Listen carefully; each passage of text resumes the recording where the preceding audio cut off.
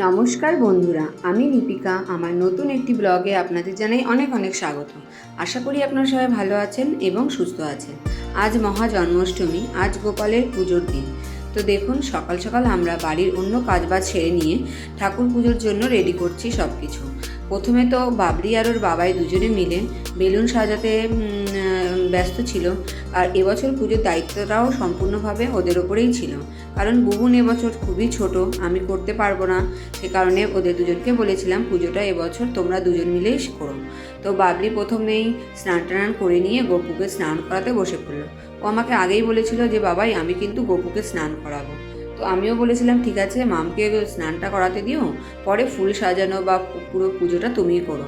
কারণ বাবলি অতটা সুন্দর করে সাজাতে পারবে না, আর ও বুঝতেও পারবে না কোন ঠাকুরকে কোন ফুলটা দিতে হবে। সে কারণে ও স্নান করানোর কাজটা ও করেছিল। তারপরে ওর বাবাই আস্তে আস্তে সব গুছিয়ে নিয়ে সুন্দর করে ফুল টুল সাজিয়ে ওর বাবাই পুজোটা করেছিল। তো আমার ঠাকুর ঘরে যত ফুল সাজানো হয় সবই কিন্তু আমার ছাদের ফুল। আমি তো গার্ডেনিং করতেও ভালোবাসি, সেটা তো আপনারাই জানেন।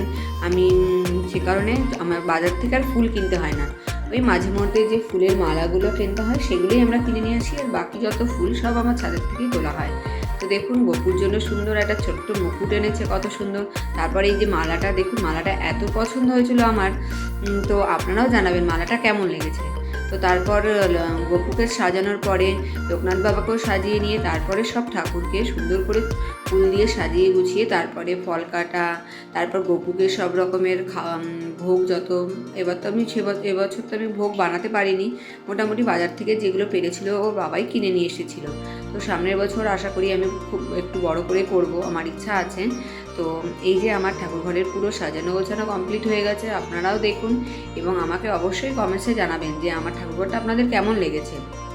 আর এই যে হলো আমার ঠাকুরঘরের পুরো লুকটা, দেখুন কত সুন্দর লাগছে দেখতে। তো আপনারা অবশ্যই কিন্তু জানাবেন, আর আমার চ্যানেলটি সাবস্ক্রাইব করে আমার পাশে থাকবেন। টাটা বন্ধুরা।